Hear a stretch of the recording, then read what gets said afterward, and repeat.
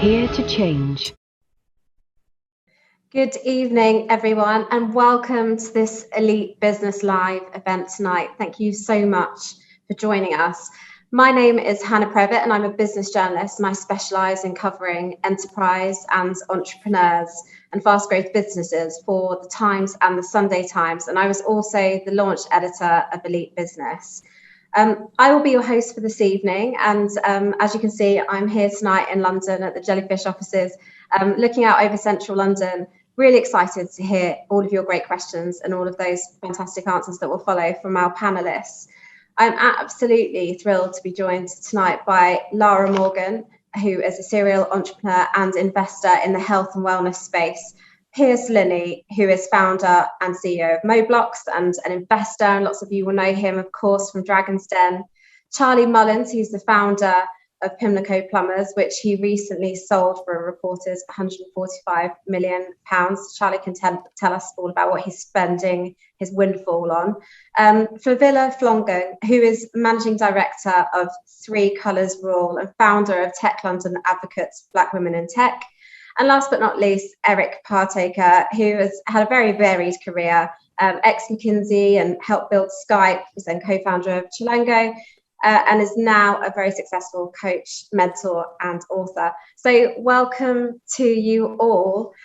What an amazing lineup we have tonight. And I have many questions for our speakers, but tonight isn't about me, of course, it's about all of you at home listening, running your businesses in what has been a really tricky environment over the last couple of years. And, you know, it's your chance to put your questions to our speakers. To do that, you can message one of our lovely team. So we have two members of our team tonight on hand to help you with your queries. If you have any general questions related to the events, that's kind of housekeeping stuff about timings or how to watch this again on demand, you can use the chat box guest help. But if you've got any questions for me, for our speakers, you can get those answered by putting them to the guest questions logo, which is in your participants channel there on Zoom. So if you have any questions, please do put them in there, because we anticipate, particularly towards the end of the session, we'll probably be inundated. And I'll remind you again later on how to do that. So I think without further ado, let's get started. We have so much ground to cover with all of our panelists. Over the last 22 months, as I alluded to there in my introduction, it's been, you know, a trickier time than ever for our nation of small businesses, but also an incredible time of opportunity. So what I'd like to start by asking our panel now is, what are some of those biggest challenges and opportunities facing entrepreneurs in the UK as we emerge from the COVID-19 pandemic and, of course, the dreaded B word? It couldn't be too long before we mentioned that. So, Lara, I'd like to come to you first to kick us off, because I know that you have strong views. In terms of COVID, what has been some of the biggest challenges that you've seen in the many businesses that you speak to on a daily basis? Given the fact that there'll be others far brighter than me on the tech side, I'll comment on product side. I'm opinionated because it's been brutal. I think it's a good admission to say that many leaders are knackered, but equally our teams are knackered and tired because it's been a brutal period of time. So, and I come from a product sort of supply chain point of view, but COVID has devastated the supply chain. I've never seen anything like it. I've been trading for 35 years. So parts of products, ingredients of products, and all the way back through supply chain. We manufacture goods in the United Kingdom, but we also manufacture them in Asia, finding ingredients, prices going up, not by dint necessarily of the product itself, but pressure under the supply chain and freight. What the papers are reporting, a 10x freight increase, means there are some devastating decisions being made around, do I trade unprofitably? Do I stop trading? Do I buy and then have a strain on my cash flow? That's my place. And do I then just pray that things are going to bounce back and that we're not going to have another lockdown or whatever is the next consequence of COVID? Also, Brexit has been brutal on some of the export companies, but I would suggest one of the things that we could do is look to be exporting into the bounce back places where I'm sitting in Chicago at the moment.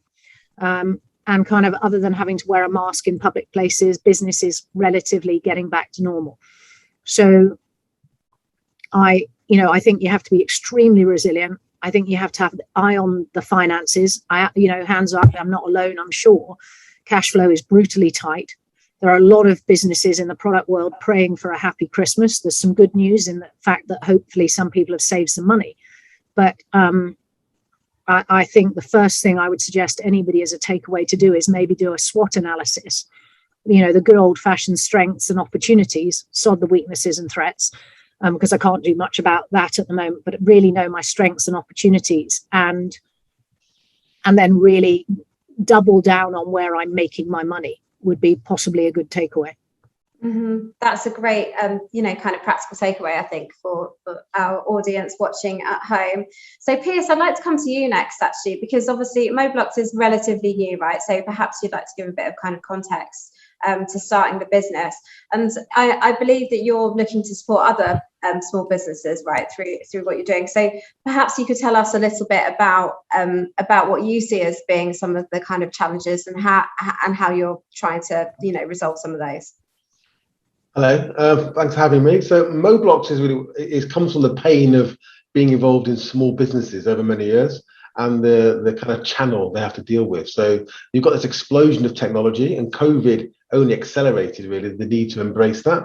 But small businesses just don't really understand how to purchase it, how to deploy it, and they're being ripped off basically and sold things they often don't need. The days of your local IT comms provider helping you have kind of gone. So we're building a platform for small businesses to provide content to make better purchasing decisions. And then we're also developing and reimagining quite a few of those services designed specifically for small businesses. So I think that technology, what we've seen during COVID, the good news, I suppose, when you look at it, is that we've seen, 10 years forecast growth in e-commerce and online sort of spending sort of happened in 18 months. So that's probably good news, I think, because I think we can talk about the B word, Brexit. I wasn't a fan of it, but we are. And our only place we really got to go in this country is to be a bastion, a champion of innovation and entrepreneurship. That's what's going to make us and retain any kind of semblance of global relevance. So we need to sort of pin our colours to that mast. Now, during COVID, I was on the board of British Business Bank. So that was very interesting, clearly. You sign up for a board meeting a month and you do 2 a week. So that was, we went from 10 billion to 90 billion of funds out to support small businesses. And what you've seen there is, on the one hand, 73% of small businesses were reticent about involving external finance pre-COVID. I mean, during COVID, many have had no choice, really. I think what the big problem is for small businesses is uncertainty. And uncertainty means you can't plan. It means you can't raise finance. And I think that's the big issue. And you've got Christmas, you've got inflation, supply chains. And I'm involved, I'm a co-founder of another business, Atherton Bikes, where we make additive printed, 3D printed mountain bikes in Wales. So we're suffering from the supply chain all the way back to China and various other countries. So uncertainty is the enemy of any business, and we have a lot of it. Mm-hmm, mm-hmm. And actually, I'd like to ask you a follow-up question with your British Business Bank hat on. So you mentioned there about businesses being more open to taking external finance than ever before, which can be a really good thing for growth.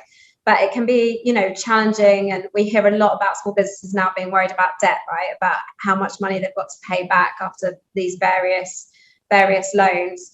So for any small businesses out there kind of worrying about that, do you have any tips on kind of managing cash flow, managing, their finances when perhaps they've got themselves a little bit more into the red than they'd like to be?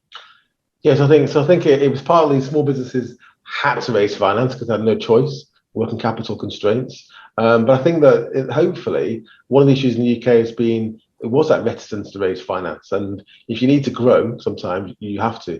The advice that I tend to give, I have to be quite generic because it's quite a broad question, is to keep some of your powder dry. I think things are still uncertain in terms of the supply chain. As I keep talking about, inflation's creeping up now. We think people have spent money, so saved money. Are they actually going to spend it?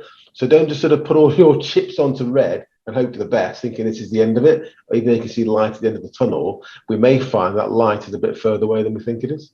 Mm-hmm. That's such an interesting point, actually, and it's something I find, interviewing entrepreneurs at the Times over the last couple of months. It's been the ones with the, cash reserves that are kind of managing to hang in there. Brompton Bikes, you'll know them well, through your exactly. And Will was telling me that they've spent £10 million of their savings just weathering the supply chain storm, which is absolutely astonishing. And they have the funds to do it, but for a small business, that really could be the end of the road. So Eric, I'd like to come to you next about perhaps the kind of personal impacts for some of our entrepreneurs watching of dealing with some of these really tricky challenges over the last 22 months. So what are you hearing from your, obviously you deal with high profile CEOs and founders, and I feel like you might be their therapist. They tell you all their ways and ask for your support in dealing with these issues. So yeah, without, breaking their confidence, give us some of the juicy bits. Yeah, well, so what I don't do is tell them to engage in 4-hour-long meditation practices, start drinking lots of chamomile tea and go for long walks and smell the roses and all that crap, because it doesn't really help. What really helps is, so Nassim Taleb wrote an incredible book called Anti-Fragile. And in this book, he talks about how certain structures, systems actually benefit from chaos and stress. And what I try to get into my clients and the CEOs and the founders that I'm supporting is to get them to remember that they are anti-fragile. I mean, let me put it this way. When's the last time somebody went to the gym and said, I want to get into the best shape of my life, and can you please point me into the direction of the most comfortable weights that will stress me the least? So we don't do that, right? And the reason we don't do that is because we recognize that physically stress builds strength. Okay, so we get that with our bodies. COVID, what we're going through right now. How do you build an immune system? You expose it to germs and bacteria, right? That's the whole process of vaccination. And so people get anti-fragility physically. So what I try to do is to get them to get it mentally. And when you do that, then life gets a little bit, more exciting, because every adversity, challenge, frustration, disappointment, thing that doesn't go your way, I try to get them to picture those as just nothing more than weights being handed to you in like the gym of life. And you can run out of the gym and go screaming, and people look at you as they are on the treadmill and think, what the hell is that person doing? Or you can step into the discomfort, right? And so the number one thing I try to get people to do is just to reframe stress as not something bad, but something that actually builds strength. The second thing is, while I made jokes about the meditation and the chamomile tea and all of that, there is truth in respecting the fundamentals. And the fundamentals for me, my wife, she reminds me of this. If I get into a bad mood, or if I feel a little bit stressed out, she'll go, babe, all you need is a good night's sleep. And that's the truth. Often the bridge between hope and despair is nothing more than 8 hours of sleep. And so, respecting that, getting your sleep. And I started to use this thing called a digital sunset. So I read that if you are exposing your eyes or, brain or whatever to artificial light in that last hour before bed, it will actually lower your brain's melatonin production. This is the sleep-inducing hormone by 50%. So meaning you don't have enough tank in the gas to sleep properly. So I have this rule, and another thing that I teach my clients is like, get a good night's sleep by practicing a digital sunset 1 hour before you go to bed, such that you would get 8 hours of sleep. Stop looking at your phone. Stop watching TV. Stop being on the laptop. All that dopamine spiking, artificial light doesn't help. Reframe stress. You are anti-fragile. Your body gets it. Let your head get it. And respect your sleep. It really is the bridge between hope and despair, and practice a digital sunset. Mm-hmm. Digital sunset. I'm going to write that down. Some really good practical takeaways there. So thank you very much, Eric. I'd like to now come to Flavilla, if I can, about what you're seeing in your industry and how it's been over the last 22 months. But before that, just a reminder, please do use the chat feature to message in your questions for our amazing panel. Use guest questions to do that. Message them and they will pass them on to me. I've already got some coming through thick and fast, so get yours in while you can. Flavilla, how's the last 22 months been for you? And with this tussle between kind of challenge and opportunities, how is it all kind of shaking out so far? Yes, it's a very good question, especially when you work in the tech space, because our world is, our journey of COVID has been completely different from any other industry. We've been bombarded with requests. We've been submerged with how people have had to adapt much quicker to digital, adoption, which is one of them. But I wanted to give you some figures because I think it's important that we give people some positivity. And I always say sometimes we have to put ourselves through some form of, as I say, being shaped by the world, which forces us to be more resilient. And I think that's what COVID has forced us to do. And I always say to people, make sure that you find a way to always stay innovative in terms of how you do things. But I want to give you some numbers because I think it's very important. One thing first, about every second is about 127 new devices being connected. Yes. So we're also going towards a cashless economy. People don't use cash. Digital adoption obviously has grown. We know that. And another fact I wanted to give you, 59% internet adoption in the last year, which is crazy. So every company, and I would say every company, whether you're in the tech space or in tech industry or not, you need to be resilient. You need to find a way to serve your customers with proximity or without proximity. Opens new ways as well to be able to not look at the space just as if you were just operating in London, now you can be serving customers in Birmingham, or you be serving customers in Thailand, if it is possible. Reimagine what your customer landscape is. And that's what technology allows us. We know who are the winners, the Amazon, the Netflix, the Zoom, the Disney. It doesn't mean that there's no room for business to really evaluate how they serve their customer.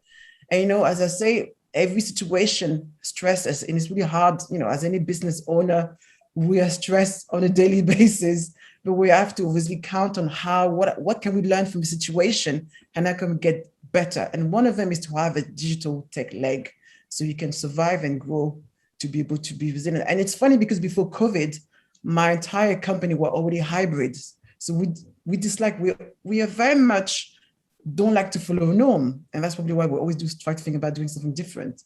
So we always understood that I could have a team working in Thailand. If you want to move to Thailand, if you want to work, in Germany, it's fine. I trust your output, not your input.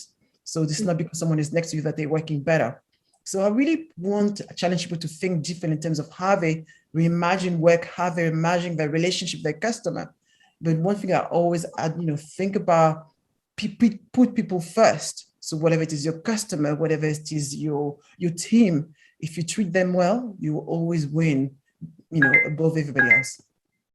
Mm-hmm, mm-hmm. Yeah, really interesting there. I think it's great that you brought up hybrid working actually, because it's often something that gets, the kind of juices flowing amongst both our panels and the audience. So in terms of hybrid working, it's something you've always embraced, right? Do you think that's, your kind of trailblazer in the industry? Because my perception as a journalist is that companies have kind of talked the talk about hybrid working now, but some of them are already doing U-turns and slipping slowly back into the patterns that they had before. And before you know it, I genuinely think that we're going to lose some of this that, we've kind of learned over the last year and a half or so. What's your perception? And how can again, drawing on practical things, how can people watching who run small businesses make it really work for them? It's a very good question. Hybrid working is not for every business. And I don't want everybody to think that everybody should be hybrid, because it doesn't work. And you can't do a mix of having people in the office and people work in a hybrid way, because you're going to lose there's a difficulty with building a culture. So either you do it for everybody or either you don't do it for everyone. One thing I would say is that I was in bank on Monday, and I could say that the madness of being in the city is coming back. And I think companies want that. Some companies, they work really well. For smaller businesses, I would say that, you need to think about having a strong process in place. Again, as I say, I did never rely on focusing on the output of my team, on the input of my team, but the output. Do they have the right process in place? Do they have the right support in place? So you can trust them to deliver the work in time and also serve every customer in the right way. So don't just let people out there and hope for the best. Use a great technology, the right CSR system or management system to manage your customers, to manage your team as well, so you can do that effectively. So it's not about, here you go, wish you for the best. You have something in place in terms of a process, a report system in place, so you can manage and make sure that they have also always feel supported, which is super important. Mm-hmm, mm-hmm. Well, thank you very much for those reflections. And now we're going to come to Charlie, because, his business is one that largely can't be done remotely, or, you can't have your plumbers working from home now, Charlie, can you? So I'd like to get some thoughts from you here, just kind of on how, the last year and a half or so has been for you. Obviously, you sold your business. We should touch on that. I joked earlier that we can talk about how you're spending your millions now. Perhaps you might not tell us that, but you might tell us how you're spending your time. I can do. Can I just add something about on the biggest challenges for Absolutely, the next? please do. I'm going to say that one of the biggest challenges is getting people back into the workplace and incentivizing them to come back into the workplace. And I also think another biggest challenge is going to be trying to work with people that are going to stay working from home and being able to be in some form of controlling it. So I think it's a double-sided. You've got the problem of getting them back into the workplace where many of them are needed, and the ones that are not needed are going to be working from home. I think you're going to have a situation where, I have to say, the tail's wagging the dog. So I see that as a massive, massive challenge out there with staff in the office and out the office. The other big challenge I was just going to say is, as a couple of the other panelists have said, is obtaining materials. The length of time it's now taking with all the excuses of why there's delays and the massive increase of materials. So for me, they're going to be the biggest challenges in business. But going back to your other questions, what was it about? Am I going to spend more time? People watching will be wondering, how you're doing, what you're spending your time on now, how it feels. Obviously, it's an incredible thing to do to exit your business in the way that you did. But are you bored in your lovely villa in Marbella? Are you in Marbella or Dubai at the moment? I'm in London at the moment. No, look, I'm not bored. I'm as busy as ever. I'm not obviously retired, and I'm gone into more on the music side of things, and I've got a couple of artists that are doing very well, bringing out a record very shortly. One of them, Lara, and she was appearing in front of Simon Cowell on Friday evening. So, I've gone down that road, and I don't know nothing about music, but I do know about, how to direct things and hopefully get the best out of people just by motivating them and showing them what they can do. So there's that side of it, and I'm keeping busy with the media side of things. There's a few TV options that I may be looking into, and enjoying life in general, but I'm certainly not bored. And I would say it's probably the best time of my life that I'm having now. There's no pressure, and enjoying, the 40-odd years of hard work at Pimlico. Mm-hmm. And did you have, Charlie, an exit strategy? Like when you, 10 years ago, did you know that you would know when the right time came? So for people watching this, some of them might have their exit strategies all figured out from day one of their businesses. Probably something that Piers can comment on as well, from all the, investees that he's seen over the years. But yeah, is it something that you had kind of mapped out? Was it written in the stars, or was it the right offer at the right time? No, not at all. And I think many entrepreneurs don't necessarily have their exit plan, because you're you know, you think you're going to be there forever and it can't work without you, and you're building this great business up and it's your life. So I didn't plan to be leaving there. I mean, I planned to be leaving there in the box, not sort of, you know, going out with loads of money. And then all of a sudden, you know, you just feel that, you know, I felt the company needed fresh blood and you know, needed to go national and international. And, you know, I think you do run out of steam in the end, you know, for sure. And that was my take on it. To keep going, well, I would have needed at least another 5 years of really making it happen and you know, bringing in new people. And I wasn't prepared to, you know, bring somebody in and work with them when you've run your own business 40 odd years. So on that was either like, you know, give it the final shot and really make it massive, or sort of take a route out. And I'm very pleased that I took the route out. Mm-hmm. So I'm going to ask you a quick follow-up question on that, Piers, because I'm interested to get your take on whether, you know, exit strategies, people watching should have a plan for the future. Just a quick minute on that, and then I've got a question from a viewer directed to you as well. So yeah, your thoughts on exit strategies. Yeah, so obviously if you're raising external capital, your investors are probably, unless you're going to produce some stellar dividends, they're expecting you to sell the business at some point. And that everyone talks about 3 to 5 years, and as Charlie said, you know, it's probably more like 10 to 40 in reality. But so if you're raising external money, especially equity, clearly, you do have to have an exit strategy, or people are not going to write you checks. But I think the last thing I'd say about this, though, and it's what Charlie did actually, is don't build a business, you know, just for the sake of it, to sell it. You've got to build a business somebody wants to buy. Yeah, great advice. So we've got a question. So thank you very much, Matt in Birmingham, who runs an independent retailer. So he says to you, Piers, you just spent the last year to 2 years investing in survival. Are there any new recommended ways to get new investment, as I'm no longer a startup?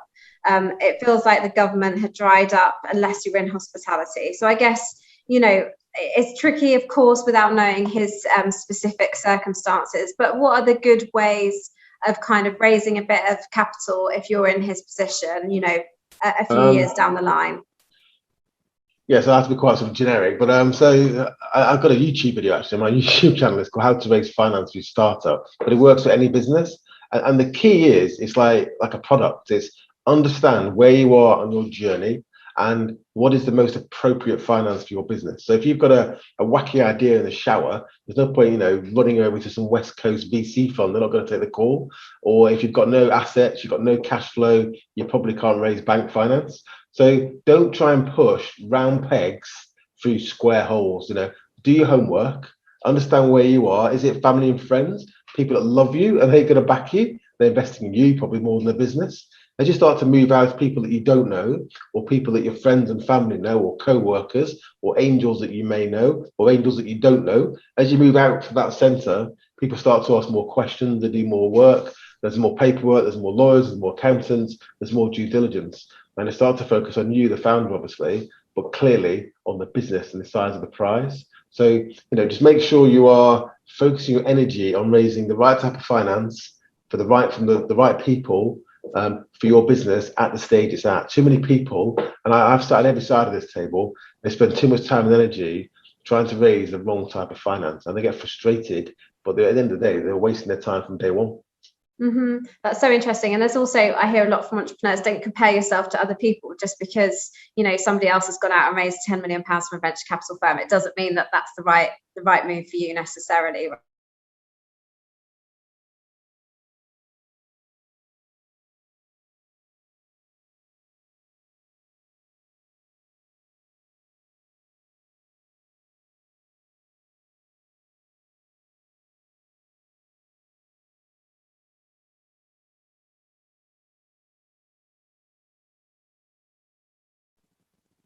Okay, well, you don't get much better examples than that. So, Lara, if you're still there, I'd like to return to you. And I'd like to ask you, as somebody on the other side, often, you know, investing in businesses, what is it, you know, as a kind of follow-up here to our audience, Matt in Birmingham's question, what is it that makes you want to invest in someone? What would make you want to invest in Matt?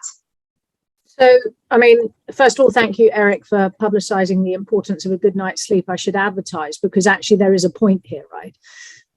So I have a product called Sleep Well, and I haven't paid Eric for this advertising, but my point is always be selling, right? Charlie will relate to that.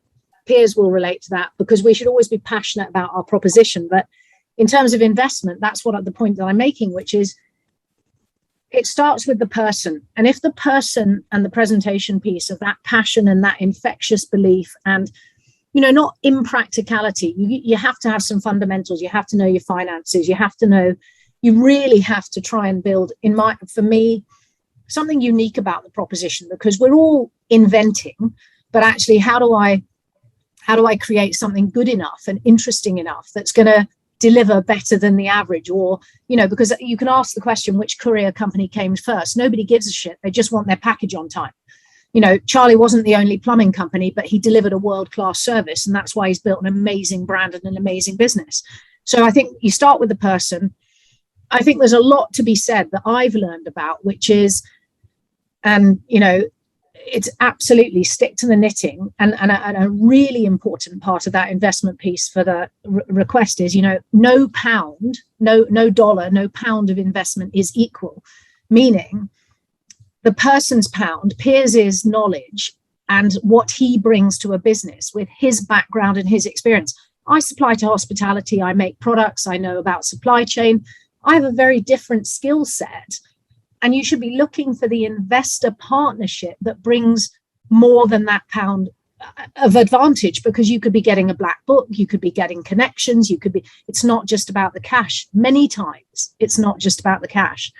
And I mean, frankly, I'm also in the investment on the other side of the table, because I need investment in some of my companies. And I think the team piece, which is, you know, it's not all about the one leader. It's that, for me, culture matters so much. Charlie said it actually, and so did Flavilla. But the culture of how we maintain momentum in the growth of our companies, how is a business operating and looking after its team, how are we behaving? I think today, with the younger generation in particular, the ESG piece is a hygiene piece, but it's not to be devalued against also practicalities of operational excellence in reporting and the right software systems. But so it's a multitude of things. This investment game is complicated. It depends on the size of the prize. But actually, the other thing is maybe more optimistically, I'm sitting here in Chicago, and there are people that want to invest in exciting products and startups. You just got to go out and kiss lots of frogs that relate to your category and your segment. Kiss lots of frogs. Excellent advice. Flavilla, I can see you nodding along there. So I feel like there's lots of that resonated with you. Perhaps we could talk a bit about culture, because lots of entrepreneurs talk a lot about culture. And I feel like particularly in this time of hybrid working, a time where we can't all be together and kind of forge those relationships, particularly for businesses that might be growing. They might have recruited 10, however many people during the pandemic, perhaps even hundreds, some of the fast growth companies I speak to, and they've never met each other. So how do you create culture as you grow, both in a hybrid environment and in the kind of normal face-to-face world? It's a very good question. And before I answer the question, I want to define what culture is, because I think we don't actually know, and not everybody understands what culture is, but the best way to describe what culture is the way we treat each other. So if you want to understand how to build a culture, is decide how do you want to treat each other as individuals, and define that very clearly. It's really hard. It's really hard to build culture where you're not meeting physically, and the people can't guess right now my height, or if what I do, or how I do outside of work. Because when you sit in a Zoom meeting, you usually do 30 minutes, get to the point, and you don't have time to have this coffee conversation or talk across the other side of the desk and so forth. So one thing that I did actually was just having those conversations outside just work. So what can we do instead of just talking about work or talking about business, is starting by me being very open in terms of what I do as a business leader, but also allowing myself to be vulnerable in terms of things that I deal with as a business leader, but also so my team can do the same thing.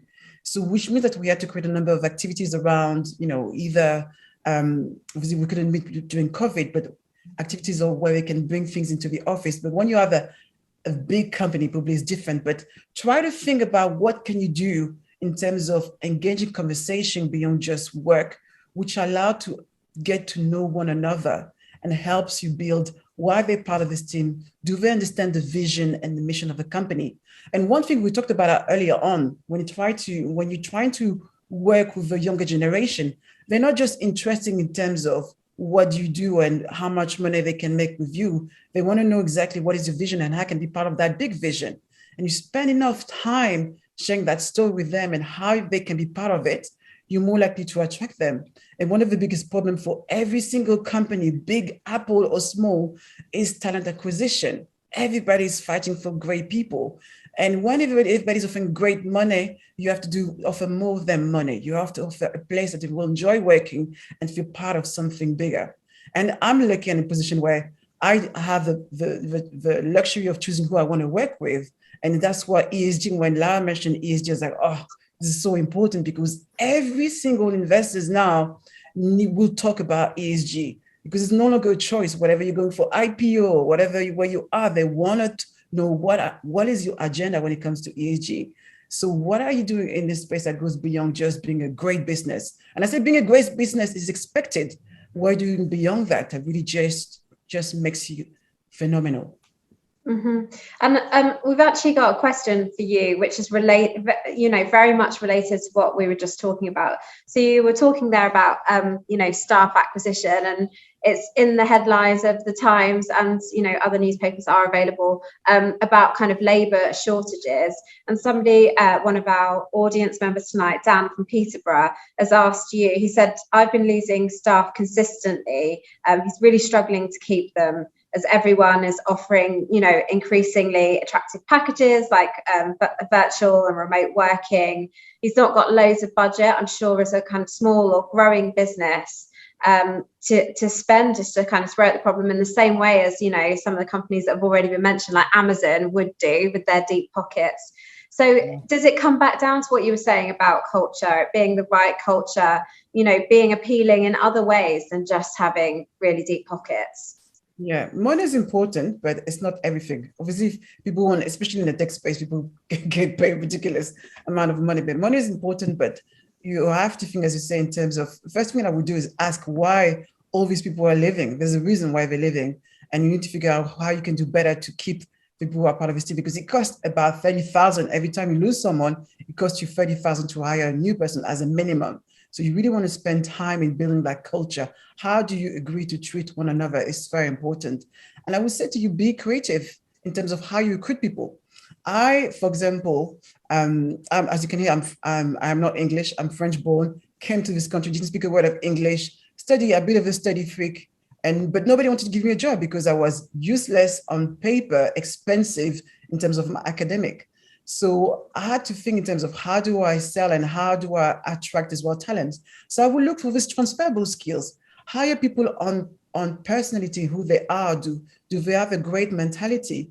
And if you can yourself find a way to, take younger people and you can train them up to speed, whatever it is for apprenticeship, whatever it is for creating, I created, for example, my own branding and marketing academy, so I can take on new blood and also hire some more experienced people. But be creative in terms of how you hire people, and if you're losing them, and what can you bring above what is expected. If it's not money, that would give them a reason to work for you. And one of them is obviously remote. People want to have the option to be able to work remotely sometimes, or it can be just a nice, sometime a nice package, whatever is the cinema or just fitness or something different. Understand your audience, understand your employee, why the ones that they are staying and why the ones that they are leaving, but what can you do that is different and creative and exciting? And sometimes I would say not for everyone, but sometimes people might be interested in getting equity. It's also an interesting way to keep people in. Mm-hmm. I'd like to bring you in here, Eric, because I feel like you probably have some interesting ideas and takes on this. So obviously, you've recruited within hospitality, which is notoriously difficult and quite transient, right? So how do you make people want to come and work for you versus one of your competitors? beyond just paying them more. So I think that would be a really interesting place to start. But also, as a coach, as someone who works with lots of leaders, how important is the leader as the glue in that kind of culture piece? Oh, well, the leader, all the culture flows from the leader. So it's absolutely essential. If you look at the world's best brands, so take all of them, you can distill into a single word. So you look at Nike and it screams competition. You look at Disney and it's all about happiness. And you have these one-word distillations, which I think really can should inform the culture. So when I built Chilango, that one-word distillation at Chilango was vibrancy. Chilango, isn't a company that sells burritos. Chilango exists to make the world a more vibrant place. It adds flavor to people's lives. So this is a totally different game. And by playing that different game, it allows you to build, as we're talking about here, a quite exciting culture. And with vibrancy as a filter, it just informs absolutely everything that we did, right? So our menu development became all about uncovering the bold and vibrant flavors that would really brighten up the days of our guests. And the restaurant interiors, are a riot of color and energy and excitement. And most importantly, when it came to the interview process, I ended up adding an audition element to the interview process to uncover what we found to be the 1 in 10 personalities that naturally had the vibrancy that we were looking for. Not that the other 9 out of 10 weren't in any way, shape, or form good. It's just that they wouldn't gel with us because they weren't vibrant.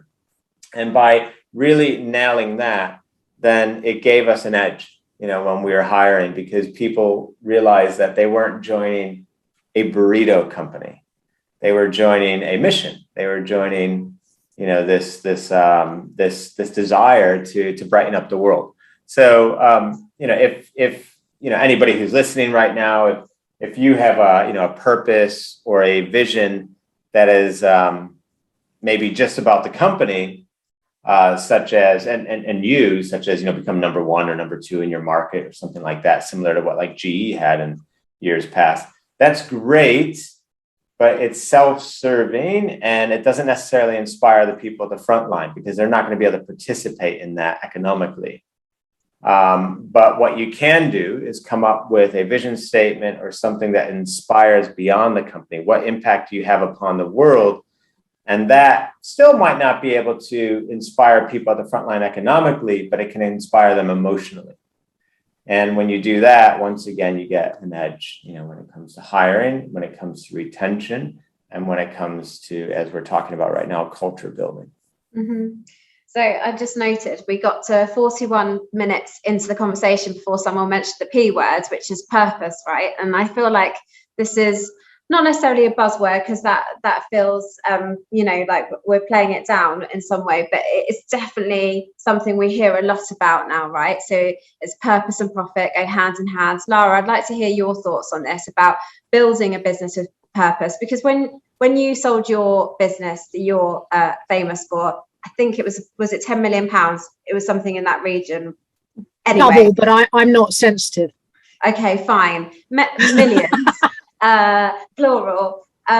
Things have probably changed considerably since then, right? So talk me through that and the relationship now in business with profit and purpose, and how you balance the two.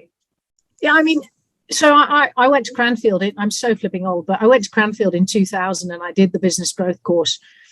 And I actually came out learning things like what strategy. And what I didn't realize at Cranfield until I got to Cranfield, which was 9 years in, is I had culture at the heart of what I was doing. And we had a purpose to be the best that we could be in, basically selling miniature hotel soaps and shampoos. Now, the truth is I've learned a great deal more about much better ways of doing things since my first business, which I sold 13 years ago. And, I've got Yogi Bear, which is an awesome little company selling amazing yoga products, but her purpose is absolutely knitted in and life-saving to Kat, where genuinely, you know, we talk about yoga for everybody and every body. It should be accessible. It should be welcome. It should be diverse. We should have every shape, because actually I'm shit at yoga, by the way, but I'm quite good at stretching and I'm a pretty good athlete. And I've invested because I think it's time on the mat for me that is also recovery. So her purpose is about making the mat accessible, not just for the sort of earthy, crunchy yogi. Centered is about allowing people, and the purpose of us is to make people stop, inhale, and reset. So I think exactly like Eric was saying, and I haven't drilled it down to kind of an inspirational one word, but I'm a grumpy bitch at the moment, and I'm on a fundraising round, and I laugh at myself because I'm actually miserable. But my team, I mean, you know, genuinely, if you have a great culture, and 3 of my team on a call this morning said, before we get into this, Lara, your emails are getting angry. And that's because I'm tired. I'm at 4 o'clock in the morning doing calls because I've just flown in. And actually that really underpinned the power of the centered culture, because my team are brave enough, they are bright enough, they are free enough, they are trusted enough to tell me, the owner, operator, founder, idiot, behaving like a grumpy bitch, to behave. And, you know, we're not perfect, right? We go up and down, we get tired. And I think the strength of a good culture is when the team are equal, and, you know, they know that ultimately I'm the founder, but I think if we can lead with a genuine heart, and we inbuild and we are infectious with the products that we represent, because we're passionately really trying to make a difference, you know, that's what makes people follow a leader, I hope, Hannah. And I think, you know, of course, I'm going to try and quote Kit Bricks into this conversation because I've got an amazing invention. But actually, we're just trying to make wellness accessible to people. And people know that I am really deeply determined to see health and well-being become preventative. So I think I get people, when we recruit, Eric, we use questions that really get under people's skin, because it's not the classic, you know, what are your strengths and weaknesses? You've got to be a lot more imaginative to express questions that really allow people to become themselves in an interview, because you want people, as Jim Collins says, on your bus, in the right seats, with the right role descriptions, linked to key performance indicators. It's all boring stuff, but you have to do it. Because when people know the direction they're going in and they have a vision that they share, they'll work, particularly now when we're talking about, you know, my team are absolutely knackered. I'm not paying them enough money. And people, you know, and my God, I've no idea why they're staying, right? It's brutal retail at the moment. But my God, am I grateful for them. And you know, and I think it can come down to culture. And recently I've not behaved particularly well because I'm a miserable git, as I say. Is iOS 14 is hammering product companies and sales on the internet. And I think, back to the purpose, you need to reset, like I said, and I'll remind people, go and do a SWOT analysis, pick the strengths, look at your opportunities. And the other thing, Hannah, is don't be afraid of asking for help, because when I was younger, and I try and put as much back into enterprise as I can, but there's often much brighter, much more able people, maybe more senior, with a better network, and that conversation can change your life and give you that new energy. Mm-hmm, mm-hmm. Thank you for that, Lara. And I think it was really good there to hear from you as a kind of a person, of that kind of honesty. I think the people at home will really appreciate that. We've got a question from one of our audience members, so David from Merseyside, who is asking about motivation. And, you know, he says, you guys are all very successful. You know, we've got people on the panel who've sold their businesses for millions. You've got Piers, who's been on TV as a dragon. You know, Flavilla, #2 on Computer Weekly's list of most amazing women in technology. You're all incredibly successful. So I think it's really good for viewers to get a sense of, you know, in the tricky times, how you keep yourself going. So I'd actually like to get a quick fire answer from each of you. When you've had a really, really shitty day, you've lost a key client, or something just hasn't worked out, maybe you've lost a key employee, how do you pick yourself back up again? So Charlie, I'm going to come to you first. Yeah, how do you motivate yourself? Yeah, I think the fact, again, you show your passion and the fact of how much you believe in your product. And I think you have to show that in front of your staff. And, if you're a leader, you've got to be a leader, lead from the front and lead by example. And I think if people see you doing that, they actually sort of are happy with that and they want to be with you kind of thing. I think the other great thing of how you can motivate yourself is by motivating your staff. If you've got them working well, and some of the little bit we was on to a minute ago about your staff and your business is as good as the people that work for you.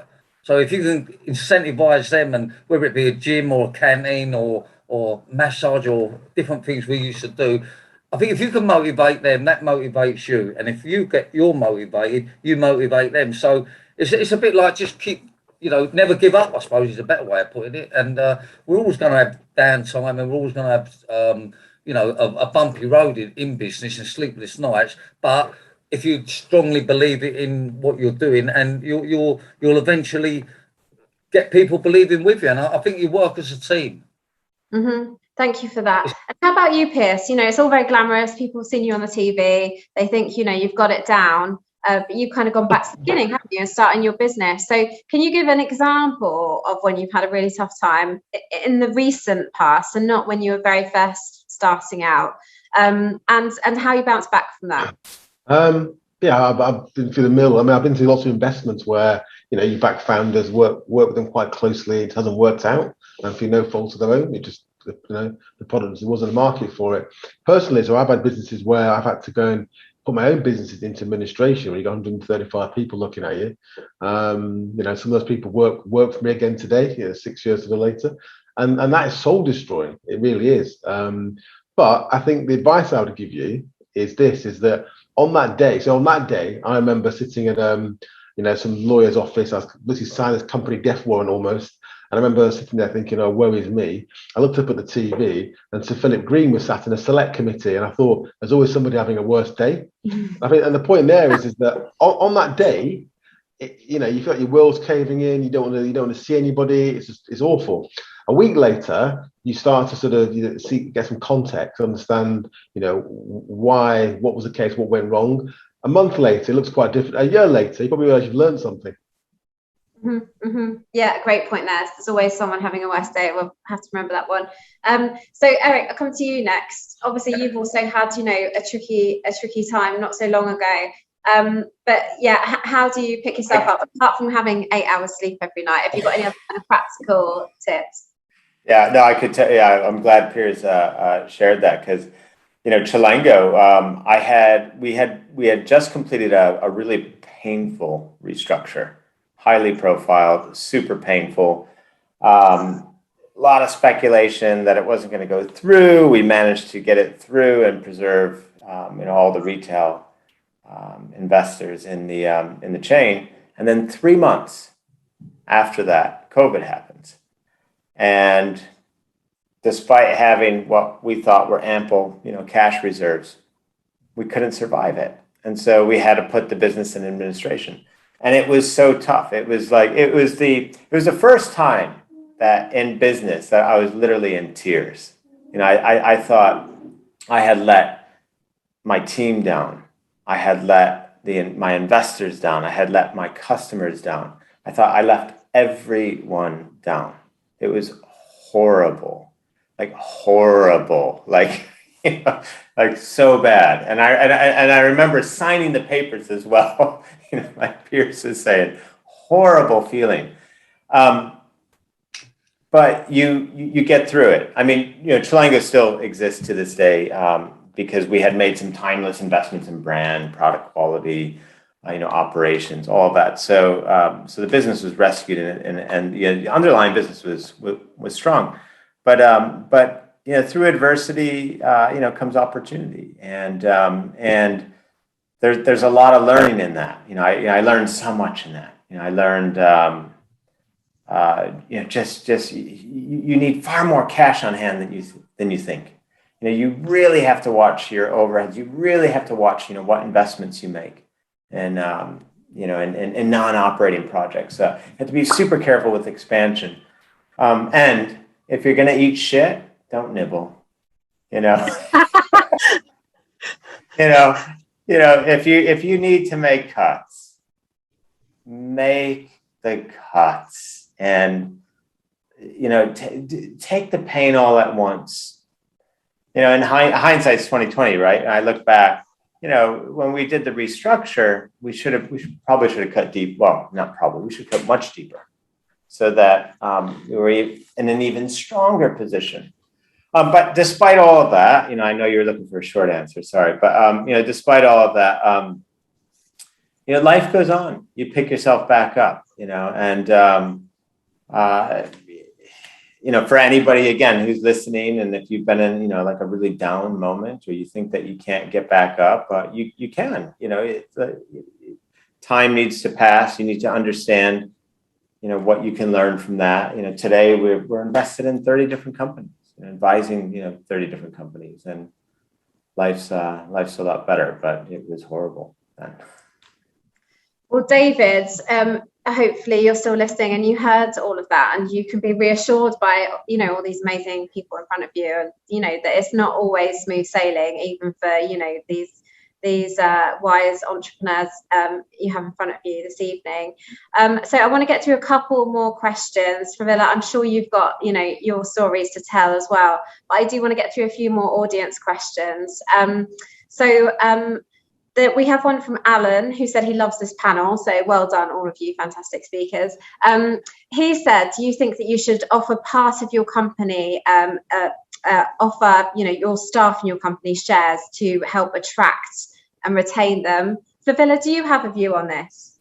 I did mention this. This is an option that is not necessarily for everyone, but I would say if you think it's a good way to attract and retain talent, obviously just be careful how you do it and how you structure it, then go for it. But don't give it too easily, don't give it too quickly, don't give it to everyone, and it's not for everyone. I've not done it yet, so I talk personally, but I've seen people who have done it in terms of attracting the right talent, especially when you can't offer the right salary, so you can compensate that balance. So it's not for everyone. So really, I would say get as much advice from, see what people, I would say the best way to decide to do, look at what people in your industry are doing, if you can, not necessarily to compare it, but to see if it's the right way to approach and take this for your business. Okay, thank you for that. And just to Alan, he did also ask to Charlie if he had other shareholders in the business. And I'm, without wanting to answer on Charlie's behalf, I did ask him about this recently. And when he sold Pimlico Plumbers, he was 90% shareholder. That's right, isn't it, Charlie? And his son Scott owns 10%. Is that correct? Yeah, that's correct, yeah. Good. Okay, let's move on. So we've got one more question from Deborah in Coventry, who said she feels like she's losing customers since the pandemic. She feels like things are really hard still in retail. So maybe Lara, you can offer some advice here. How can she market her products better? And I suppose this is without, again, the deep pockets of some of those big companies who could spend millions of pounds on social media influencers. Have you got any kind of quick hacks, maybe, for Deborah? So I think if you are a local retailer, I mean, some of the local retailers, as in community outside urban areas, have seen a really nice bump up. But I think one of the things we quite often forget is near term, we've got a team of people. Well, if I remember saying this once to Edinburgh Zoo when I was talking about growth, and I said, do you have a card, like a business card, something like this, right? I don't know if you guys can see that, but that's a friendship card that sometimes I hand to somebody. And the point is all of my staff can carry a friendship card that gives somebody a discount and brings them into my store. And the point is that we all have networks. And a network is an inexpensive way of saying, hey, do something. And you've got Christmas, you've got excuses but you can create a noise and a reason for being. And when's your anniversary? And, if you feel you're losing custom, maybe you need also to look at how you're treating that custom. Are you going the extra mile? Is there something smaller you could do? Take slow moving stock and say, buy this, but get this free, and with data, and data, frankly, is the gold. What are you doing to stay on top of that customer outreach, the newsletter? You've got, huge discounting going on, which is undoubtedly hurting the market as we're seeing it. So, sometimes you need to be a bit more creative about added value and bundling goods. And I mean, I genuinely, like Piers said earlier, there's kind of a Google, the scrappy, down and dirty, what can I do that's free to help? There's always a list of 20 things that you can do. And actually, if you can do 18 of those 20, and then you show it to your team, that duplicating effect can be enormously powerful. And that priceless thing that we often forget to do, which is we've got great customers, ask them for a referral. When do they say, hey, pass my this on and tell people about this? And I don't know if Charlie did the classic of his guys leaving a couple of cards in the kitchen so that when the plumbing went wrong, they remembered the name of Pimlico Plumbing. And there's some really little things that we can do. And on the other hand, I think there's a reality check where, like the other people have said, sometimes you need to look at what you're doing and go, honestly, call it a day. Maybe the industry's changed and you haven't been agile enough and you're about to lose your shirt. So you have to be honest with yourself when times get really, really tough. And I think there are some true realities still to hit, unfortunately, not wishing to leave on a negative note, because actually, I think there's a lot of positive if we can survive and get around this next corner. Well, thank goodness you pulled it back there at the last moment, Lara, because we're about to draw things to a close. And I was really hoping we could end on a super positive, happy note, like Flavilla was saying earlier. We need positivity. We need something to get us through this. And I think you guys have shared some absolutely incredible kind of wisdom tonight. And there's been loads of practical takeaways for our audience. So thank you very much for being so generous with your Can I just interrupt you for a minute? Can you just ask the person who asked this question? I want to give a copy of my book. I wrote a book for COVID called 99 Strategies to Get Customers. And if that person can message me, and I will give you a copy of that book for free. So you have 99 strategies, like Jay-Z say, and that one of them will help you. So I want to give you a copy for free. Wow. Did you hear that, Deborah?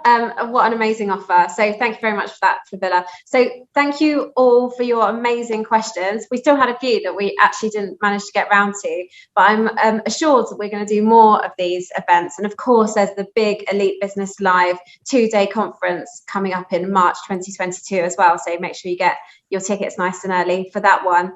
And all that remains for me to say is thank you again to our panelists. Thank you to the team who have made this all go so smoothly, and thanks to you guys at home. Good night.